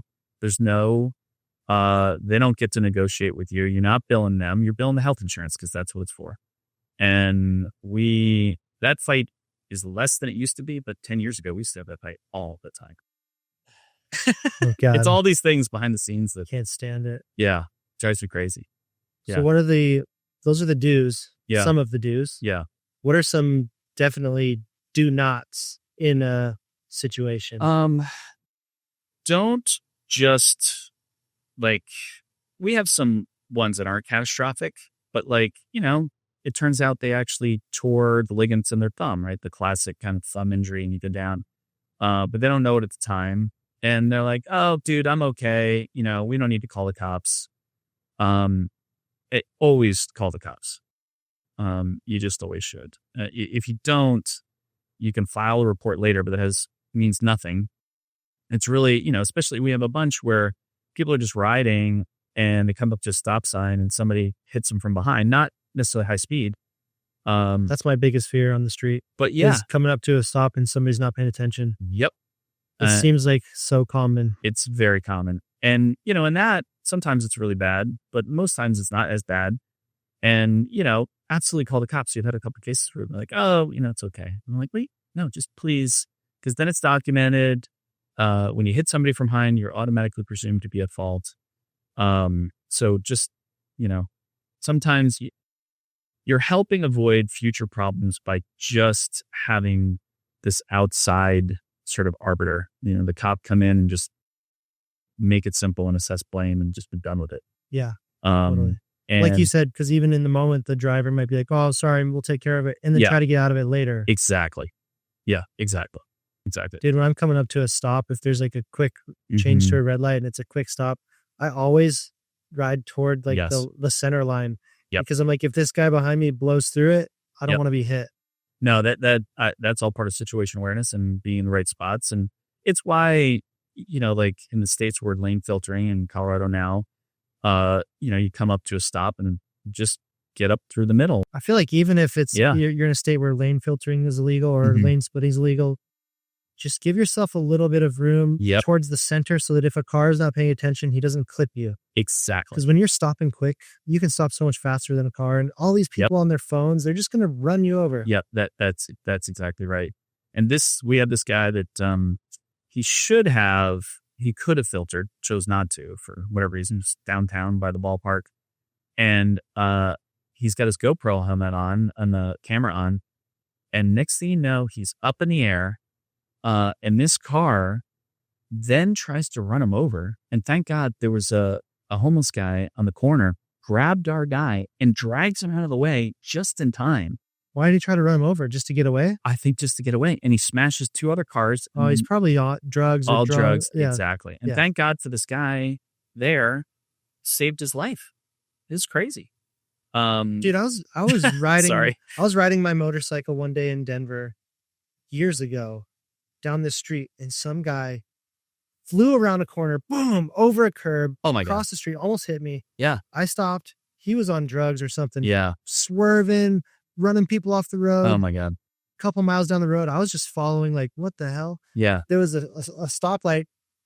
Cars all stopped at the stoplight. He didn't even slow down, just bam, into the back of this car. Huge carnage in the intersection. Oh my God. He gets out of his car. Yeah. Walks over to some lady sitting at the stoplight that he didn't hit, pulls her out, punches her, takes that car, takes off. Oh now, my God. I laid my bike down because I was about to go tackle this guy, but he got away. And like, dude, oh my God, it's so scary out there. That is terrifying. That's crazy. Yeah, that was on like Santa he thinks Fe, he's in a video game or something. Yeah, it's like crazy. It was literally I was in Grand Theft Auto for a second. Exactly. It's crazy. It's crazy. Yeah. So I have a couple questions for you. So you traveled all over the world. Yeah. So let's talk about more fun stuff because you've created some of this beautiful digital photography videos. All involving being out in the world. If you had to pick your top three, where would it be? 3 trips I've taken? Yeah, just trips anywhere. And it could be home, it could be wherever. I would say the first one would be Indonesia. I went to Bali and we spent 2 weeks like riding dirt bikes around these like remote volcanoes. Oh, very cool. So like it felt like Jurassic Park, just jungle and palm trees and these majestic mountains with mist and like this massive volcano in the background, just smoke coming out of it. Yeah. And like these local people on horses and these little villages, and like you're just in this world that feels like a dream. It's like a movie. Yeah. So that was an incredible trip. And that was one of our first global experiences way back in like 2016. So that one really left a mark on me, just the experience. And then another one that I really loved was I went to Iceland. I got my dad and brother a trip for the three of us as a Christmas gift. We went the following August because that's like the window when you can go riding in Iceland. Yeah. And we spent like 4 days riding through the highlands of Iceland. Cool. And it was just like this magical experience. And that one was special because I got to share it with my family. So that one was really cool. I mean, dude, even like last year was incredible. Like I got to go to Thailand with my friend John. That was like a really amazing trip. The best food in the world. Yeah. Riding through these jungles where there's like tigers and like elephants and crazy stuff. That same year I went to Baja with my friend Tyler and a couple other guys. That one was incredible in a different way because we didn't have a guide or anyone like showing us the way. We kind of figured it out as we went, and you know, riding down the Baja Peninsula and eating like that cheap taco stands and sleeping on the beach and that's like awesome. Just really a real adventure, you know, removing the element of like having a guide or a local person to help show us around, like just going into the thick of it, into cartel country, having that little bit of risk and danger, but like unbelievable beauty of the landscape. So it's like this perfect adventure that one really stuck with me. Last year I went to Mongolia, which was an incredible experience. Cool. So like there's been so many, but I think it really comes down to like the element of sharing it with your best friends and with your family. Yeah. And like seeing this spectacular places and these cultures and the food and the people, but doing it with the people you love is what really makes it incredible to me. Yeah, that makes it special. And what's in the top 1 or 2 for the next few years? Next few years. This last year has just been so hectic. I didn't really do much this year with starting this business and moving and all the chaos that you know about that I've been going through. But I mean, in the next couple of years, I don't really know. I still would love to go to Morocco and do a ride there. I was supposed to go a couple years back, but I was like dealing with some health issues. I had like just like fatigue because I was pushing too hard, and I had to take a few months off. I would love to go to Morocco. I think I want to go back to Iceland with my fiance because I think she would really enjoy that. I think that experience with her, but also Patagonia is on the top of my list. Oh yeah, for sure. I would love to go to Patagonia, take a ride there, explore just that beautiful landscape, maybe ride down to the southern tip of the world, you know? Yeah. So it's kind of endless, dude. Like there's so many places you can go and explore. And I was lucky enough a few years ago, a friend of mine turned 50 and we did this big trip to Greece. And so we rode motorcycles on the islands. And I mean, it's just awesome. That's super cool. And we're the only people on these roads. And, you know, stunning blues and the whites. But that was so greens. pretty. It was so pretty. In those towns with all the white buildings. Exactly. And that coastline. There was one town we came up, there was some celebration involving donkeys and some stuff. And we're the only people there that aren't, you know, local. You know, there's no tourists. Dude, those experiences. Yeah. Man. It was like amazing. Like John and I went to, when we were in Thailand with this group, we were in this little mountain town. I forget even the pronunciation of it, but there's like a little festival going on. We were the only white people there. Yep. Walking through, getting all the street food and like, amazing. Just getting like the full, like real authentic experience. Yep. Exactly. That you get on a motorcycle off the beaten path.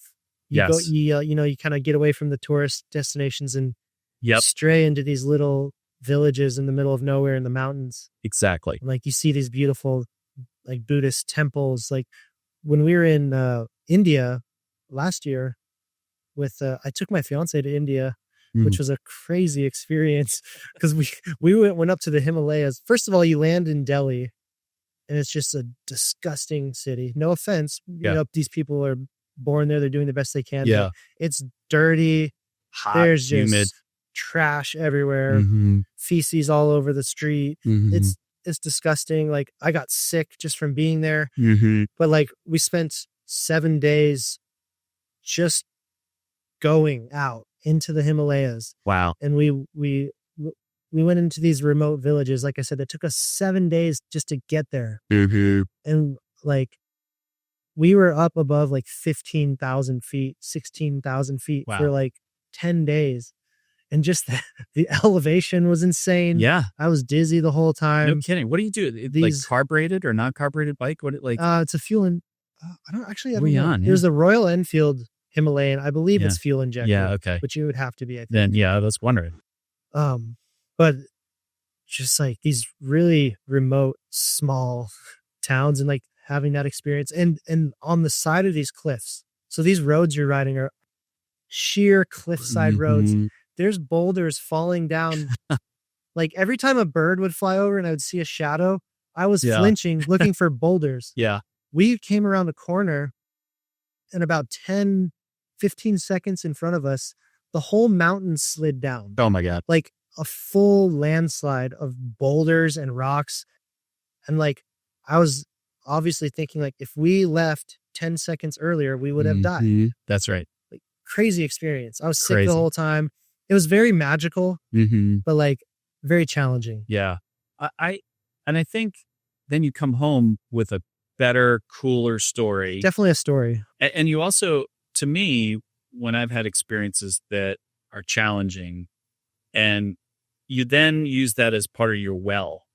And so the next time you're out doing something hard, you're like, well, that thing I did last year was way worse. So I'm maybe fine. Dude, honestly, right? that applies to life. Like all the hard shit you go through, it's the worst in the moment. But like after it's over, you're grateful that happened most of the time. Yeah. Because not only does it give you experience and wisdom and make you a stronger, more resilient, smarter person. Yep.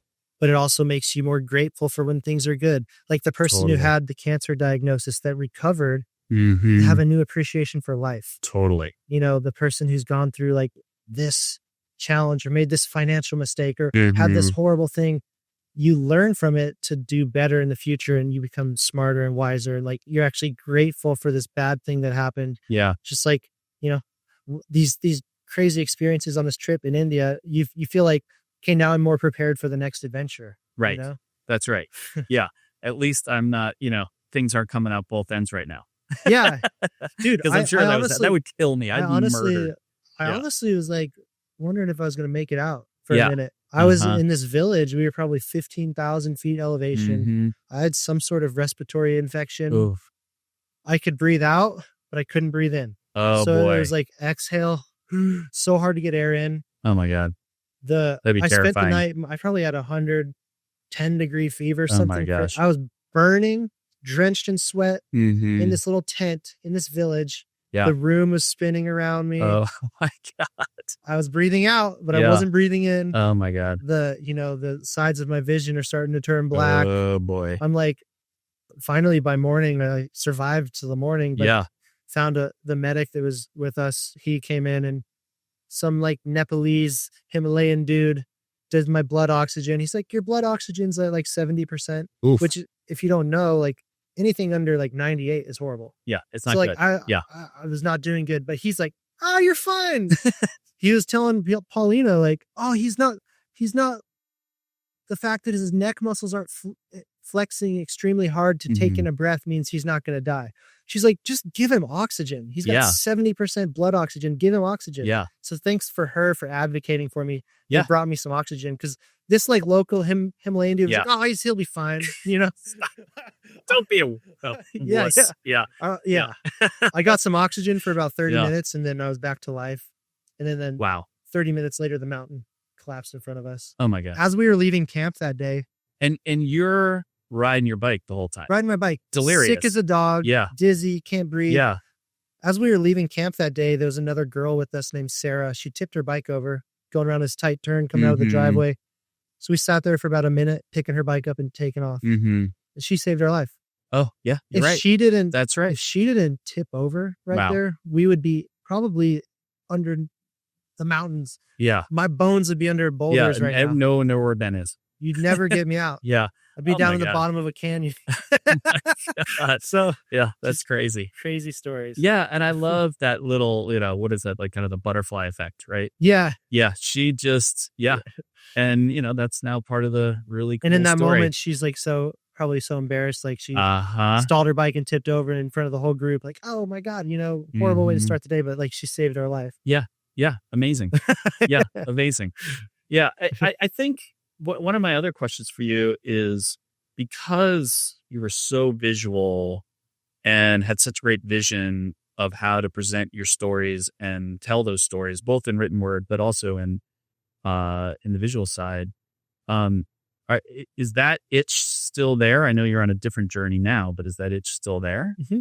Yeah. I mean, I think you can maintain that visual creativity without having a print publication. Right. Of course. So like that visual identity can carry with me into what I'm doing now. Yeah. You can look at, the content I'm putting out, and it's still very rich visuals. Yes. There's a lot of it that's like comes from existing content that we've done in the past. If we're telling stories about that, or if I'm shooting new stuff, you know, that coincides with the stories we're telling on the podcast, or, the images we're sharing, it's still very visual. There's like a very much still a brand identity. Right. So even though this is like a primarily an audio platform, there's still that visual element. Yeah. And I think the storytelling is so much richer this way, because the magazine is like cool because there's something special about print.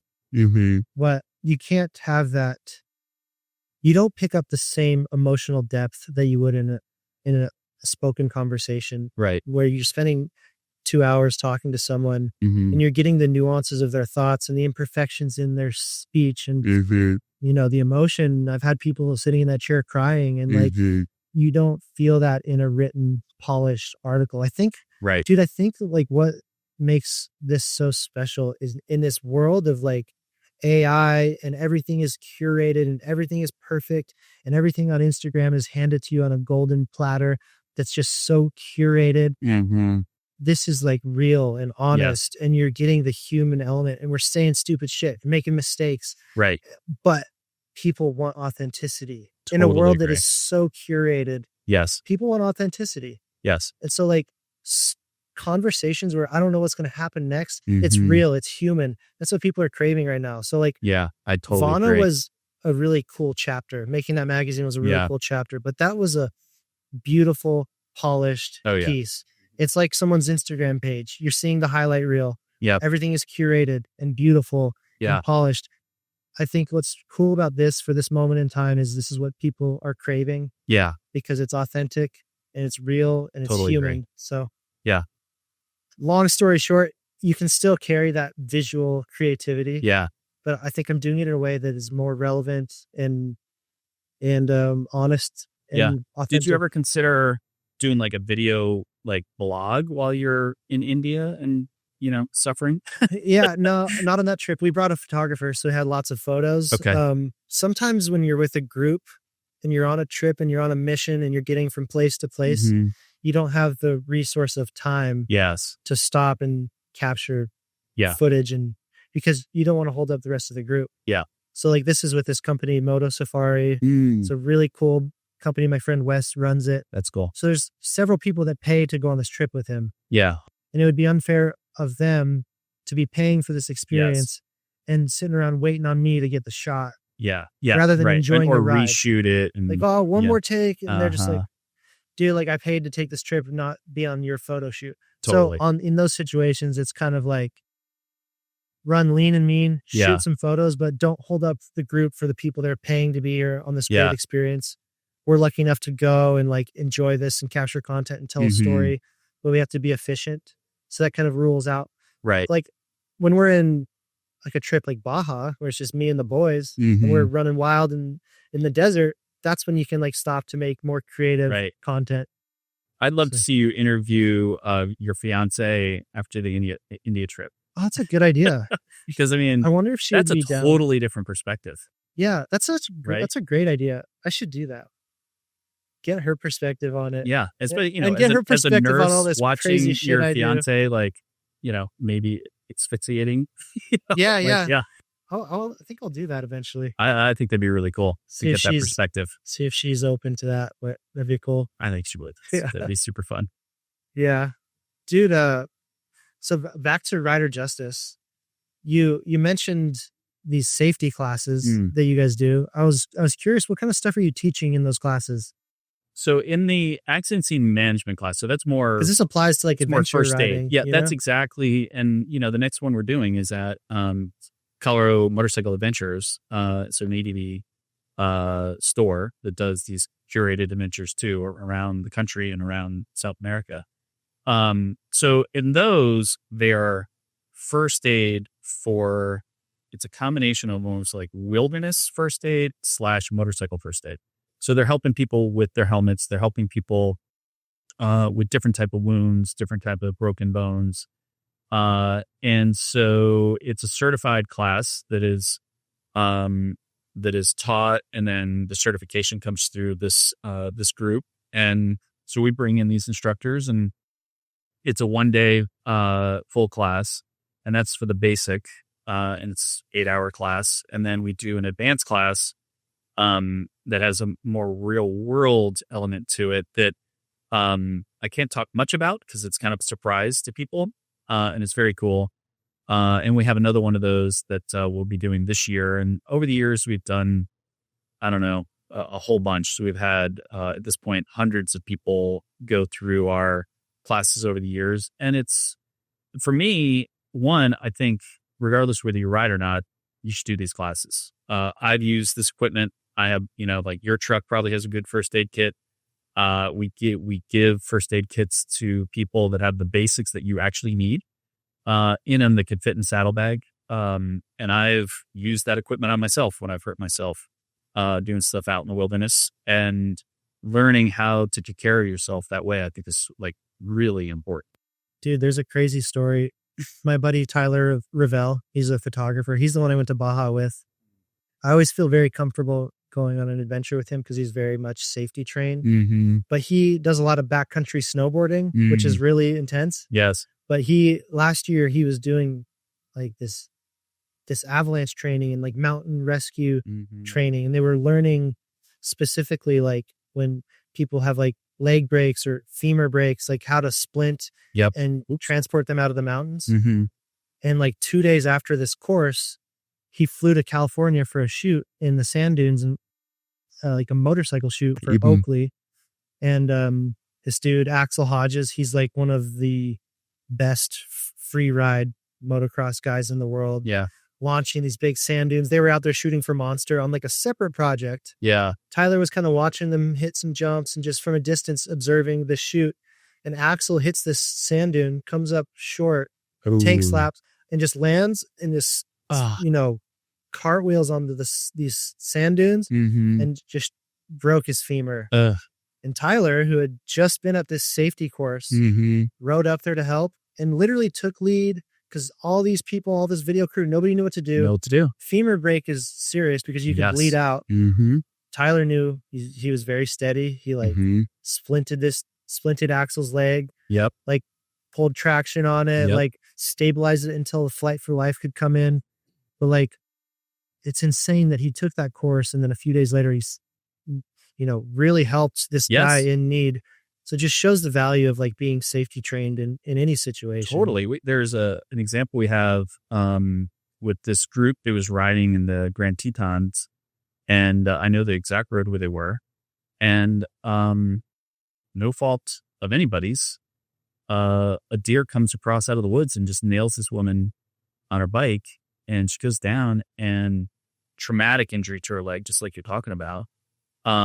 And to a point where if they hadn't been trained on how to do tourniquet work at that point, because they're pretty remote, she ended up losing her leg, but saved her life And if they hadn't taken that class, like literally same thing, like a month before, She could have just and bled out. she definitely would have bled out right there at the scene. She lost her leg, though. She lost her leg. Yeah. Better than your life. That's exactly right. And, this is just bad darn luck.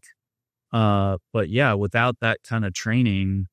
So they just knew that, like, they found where the break was, tourniquet it above to try to had stop. essentially taken the leg off. Oof. And I mean, it's really bad. Yeah. At that point, you're just stopping the bleeding. You're just, trying to keep your friend alive. And, and did an amazing job. And I think you learn about people at scenes and how people behave, regardless, it doesn't have to be this catastrophic, right? It could be something as simple as like taking care of a person who's dehydrated or taking care of, like you see who steps up and who tries to take care of things. And by doing these classes, you at least give them the knowledge to hopefully be able to step up in that moment. And I think it makes all the difference in the world. I think who you are in the worst moments shows your character more than anything. Yeah. And I've tried to raise my boys that way to be sort of doers. Like if I see something like over my shoulder, something's happening maybe to a person or somebody's in distress, like boys handle it and they'll go over there and try to take care of help. They've seen me now do in restaurants, do the Heimlich maneuver on people. Really? The whole restaurant seizes up. This person's everyone's joking. just like, literally, that's exactly what happens. And I walk over and I'm like, I'm going to do this to you right now. And they're joking. And then it's the craziest thing. And people there just should be like seize some up. more general, like required safety training for the public. I feel like maybe in order to get your driver's license, you should have to know CPR, Heimlich maneuver, like how to tourniquet, just to be like a citizen, like a functioning citizen in the society. You should know how to help your fellow citizens or in a a basic time high of school crisis. class. Yeah, and I think they teach you that stuff. I know I took those classes, but I kind of forgot. I took first aid classes and CPR classes because I used to lifeguard when I was in high school. There should be like every 5 years you got to like re-up your certification to maintain your like whatever, your ID or whatever Totally it is. agree. Yeah. I know it'd be a pain in the ass, but also like just to know that all of your fellow citizens have the ability to help you and you them exactly in a time of crisis. Yeah, I sit in on a lot of our classes, and every time I remember something or learn something new every single time. We got first aid training when my boys were born, and that was hugely helpful. I mean, like I had to do the Heimlich a couple of times on my kids because they're like choking on something because kids choke on things, right? And like it's crazy. And my wife and I this winter we want to take an outdoor wilderness one up in the Alma area, Fairplay area, and do wilderness, first aid training just because we should all just keep this fresh. It gives you more peace of mind when you're out on an adventure, doing something risky or just having fun. Like, you have more peace of mind taking that risk because you know that like you can figure it out if something goes wrong. Yeah, we used to do a lot of wilderness backpacking and a lot of winter hut to hut kind of backpacking in the winter. And there's times we're in full on blizzard. We can't find the trail anymore. And we're prepared to dig in for the night, but we brought the right stuff. We knew how to like get into the base of a tree and, where there's a snow mound and make our own little snow cave and being able to stay calm and not panic and prepared for it. Mm-hmm. And, thankfully we never had to do any of that stuff, but we're ready. You know that like, I'm not going to die. I can figure it out. We'll figure it out. Yeah. That's exactly right. Yeah. Cause we have one friend who's going full on, altitude sickness and we got to take care of her. And it's, but those are, those are great stories. Like you survived. Yeah. You survived the Himalayas. Yeah. Yeah. Have riders ever been like surprised about what they learned in these classes?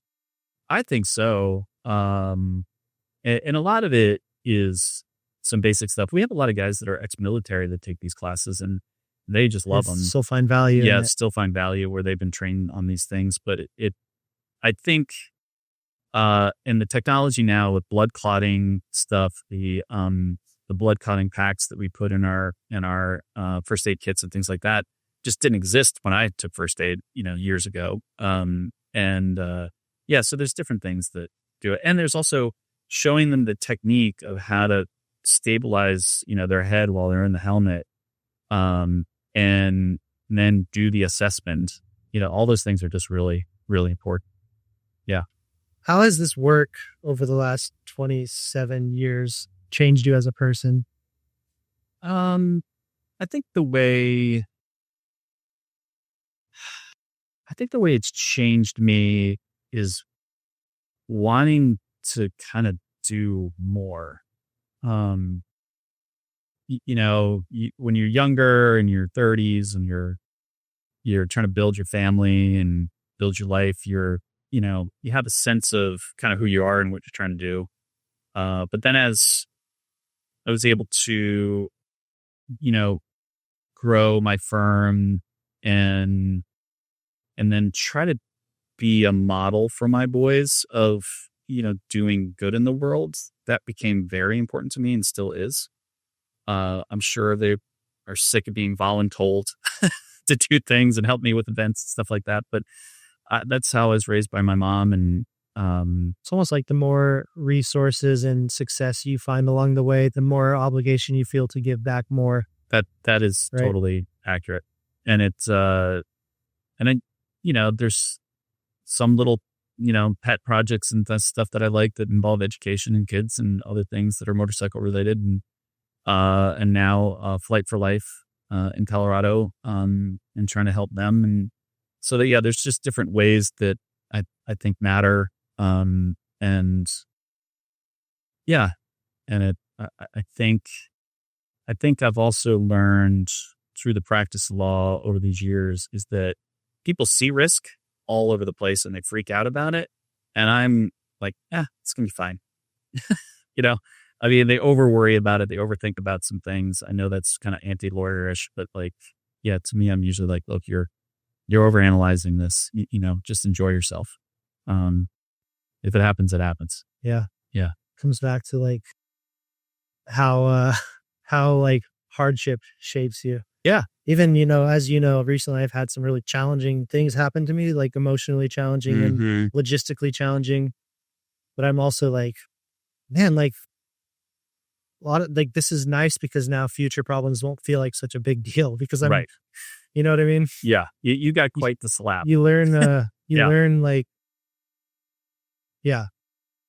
guess you learn how to overcome things and this experience will teach me that resilience moving forward, which I already am impressed with myself with how I've been doing through the situation. But moving it forward, I'm like, this is cool because now I can just be more stoic. I was about to use that exact word. Yeah. And one of the things that I appreciate when we were talking about this a few weeks ago is that your rationality and not fully panicking or melting down, which I did easily could happen. I did it, but I had a full meltdown in panic. Yeah, for sure. Probably the biggest feeling of panic I've ever had in my life. But, rightfully so. But I'm really proud of my ability to let it out and then reel it back in. Agreed. And be like, okay, what's in my control? Yes. Back to stoicism, what's in my control? Let's pursue that. Yes. What's out of my control? Let's accept that. Yeah. And learn from it. Yeah. This isn't a failure. It's a lesson. Yeah. One of my, it was a challenging but really interesting time when I got to really spend time with you for real a number of years ago involving the magazine. And, it was a minute by minute situation that you and I were dealing with. And it was so rewarding to kind of watch you take in what's happening, figure it out quick, try to come up with what the next move is, right? While we're predicting the next moves, predicting how to react to it. What are we going to do? Get it ready to put out in the world in case of XYZ happens. We're playing speed chess. Yeah. And in some cases, having the moves put aside just in case. And just watching you kind of take that all in real time and also not be panicking about it or not be freaked out that, was really rewarding to watch. And I was proud of you I appreciate during that time frame, because it was really interesting. I feel like, I mean, as life progresses and the older I get, I actually love getting older because I feel like I just get more evolved. Like I'm always sharpening that sword, like that mental sword. And like, I feel like even 5 years ago when that happened to now, I'm even so much more evolved than I was then. Right. So I'm like, if that situation happened now, I'd be so much more well equipped to handle it. It's just cool how life works like that. Yeah. These like hard challenges come up and it just makes you better. Yeah. Which I love. Yeah. And not everything can be smoothed out. Yeah. Like the pathway can't always be, perfect, ribbons of road in front of us. Right. It just can't. And it makes it way less interesting. Yeah. Yeah. I mean, it'd be better to not have a lot of challenges. Let's just be honest. Yeah. But when they come up, at least you're prepared for it and resilient. Yeah. Right? And that's the best we can hope for. Building resilience and acceptance. Yeah. Acceptance is huge. Like letting go of regret. Because like I could easily be very regretful right now. Yeah. But it also like realizing that you're human and you make mistakes and things happen and I can't change it. No. So now I just got to do what's in my control and try to fight it the best I can. Hopefully smooth out the speed bump a little bit. Yeah. We'll see. But like, yeah, I've such a dumb, lame example. A few weeks ago, my dad's been sick. And so I get this call and I fly out really quick or get out to Miami again to come see my dad down here. But as I'm getting out of the Uber at the airport in Denver International, I don't ever drop my phone. I dropped it right face down right in front of this guy's car tire, and he stopped right on it. And all he could do was laugh. Right, I'm not going to get upset. Like, yeah, you're like, of course this happened right now. Of course this happened right now. Yeah. And you just laugh about it, and then you're like, just got to move on, pivot. Yeah. And I walk into the the airport. Thankfully, it was quiet. And I'm like, I did a thing. Can you help me with my? And they're like, oh my God, you have such a good spirit about this. I'm like, what have I got? I can't get mad. Yeah. What am I going to do about it? Yeah. Yeah. I don't know how I'm going to call my sister. I don't know how I'm going to find my way from the airport to the hospital, but I'll figure it out. But getting emotional and spiraling doesn't help the situation because it doesn't change it. It doesn't change it at all. And our experience of life is literally just our perception of our experience. Like when bad shit happens, you can either let it win. Yes. Or you can just deal with it rationally. It's easier said than done, but I don't know. We suffer more in imagination than in reality. So like, yes, right. Yeah. And then it paralyzes you from doing whatever interesting you might be doing. And it paralyzes you from making smart decisions in the moment too. Yep, that's exactly because when you react emotionally, like you spiral and make more bad decisions, and then it's easier said than done. But like totally, definitely things to keep in mind. Yeah, absolutely. What has motorcycling taught you about life? Oh, that's a good question. We've kind of covered almost all of it, right? And from some degree, but I think what it's helped me understand is it is about the adventure. And even if it's the adventure of going across the town to go pick something up, there may be something interesting that kind of happens on your way. Or it could be, your old bike bogs down and then you're just like, all right, well, I'll have to deal with this and it's going to be interesting. And how are we going to get it home? Or, it's friendship, it's community.